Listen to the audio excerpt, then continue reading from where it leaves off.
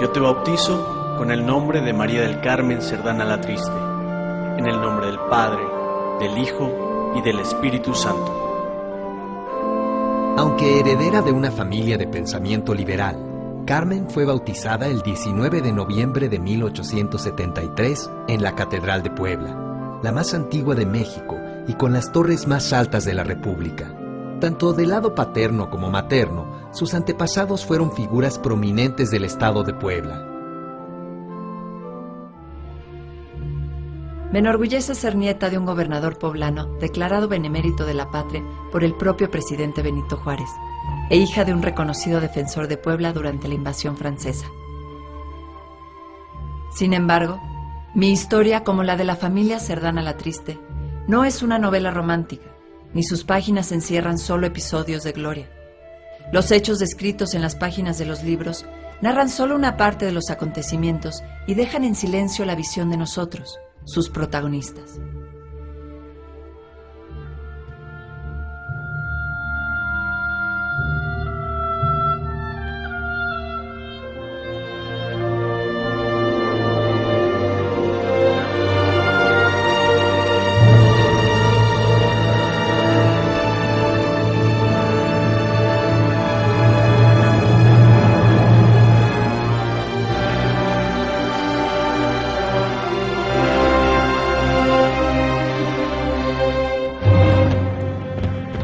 La Revolución Mexicana fue uno de los episodios más importantes del siglo XX en el mundo.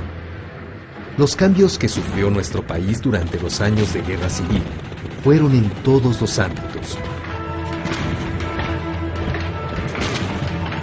En todas las trincheras, las mujeres fueron esenciales para sentar las bases de una nueva nación, aunque pocas veces quedaron registradas sus participaciones en la historia.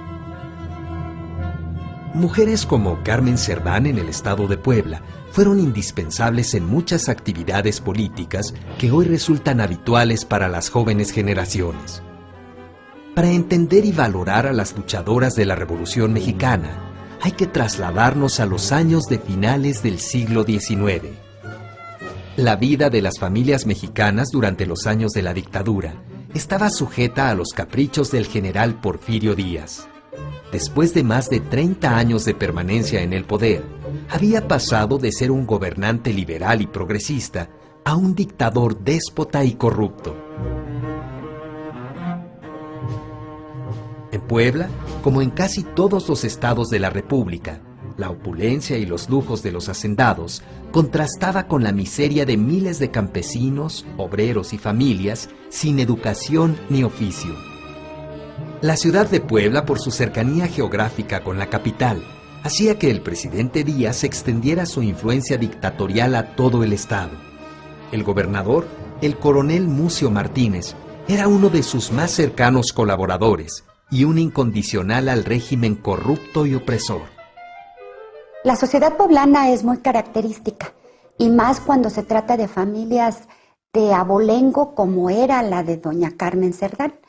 Ella fue una hija de una familia rica de Puebla, que poco a poco se fue incursionando en todo este movimiento y en toda esta ideología, apoyada fundamentalmente en las enseñanzas de su abuelo y en las de su padre.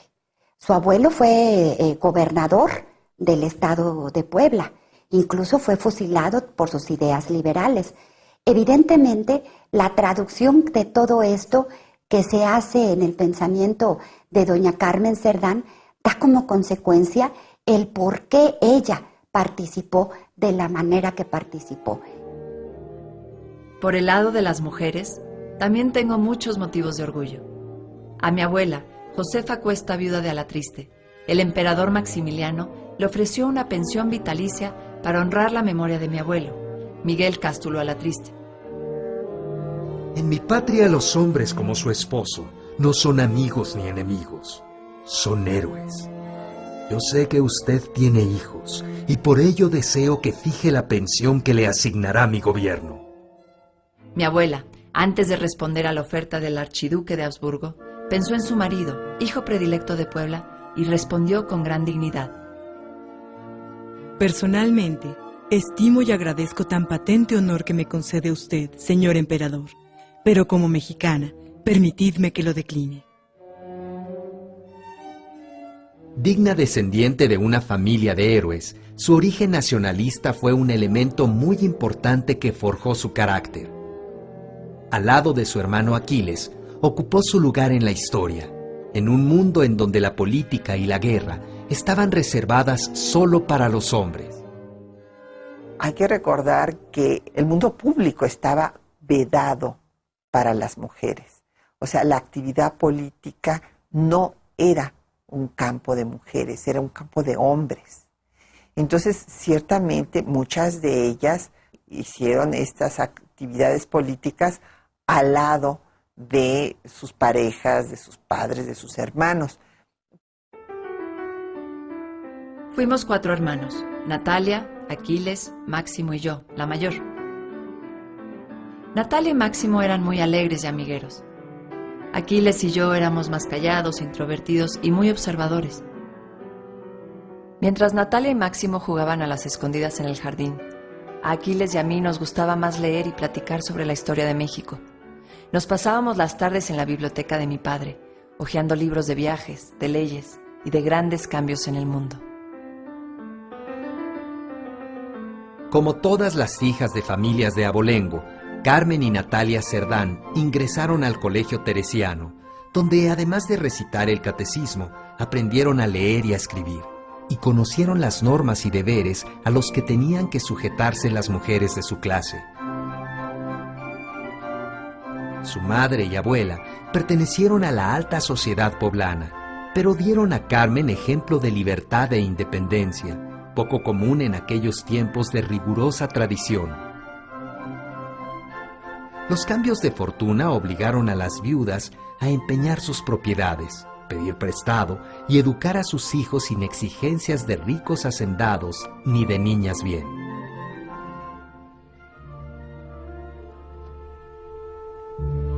A los 13 años, Carmen sufrió un ataque de catalepsia que le provocó un estado de aparente muerte. El sacerdote le dio los santos óleos y el médico confirmó que había fallecido.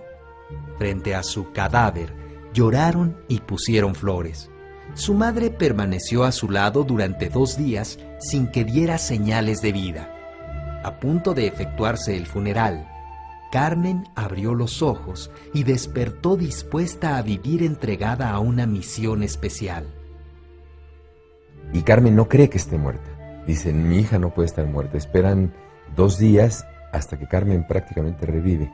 Eso crea una complicidad de Aquiles con Carmen y una, curiosamente, no una fe en Dios, sino una fe en la vida, una ferviente fe en que son una familia más o menos destinada a luchar y a vivir y a tener una responsabilidad frente a la gente. Y esa pequeña anécdota que está registrada en muy pocos libros de historia y que es muy importante para entender el desarrollo de Carmen y de Aquiles, crea esta complicidad.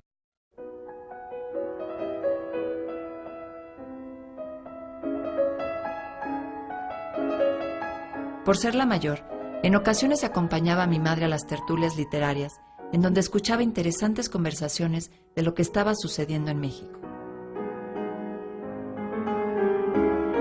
Las veladas literarias eran los lugares donde coincidían los amigos y vecinos. En esas reuniones, además de platicar sobre los acontecimientos de la vida en comunidad y el gusto por la música y la poesía, compartían sus inquietudes políticas y el interés por formar grupos opositores al gobierno de Porfirio Díaz. Fue así que en Puebla se empezaron a formar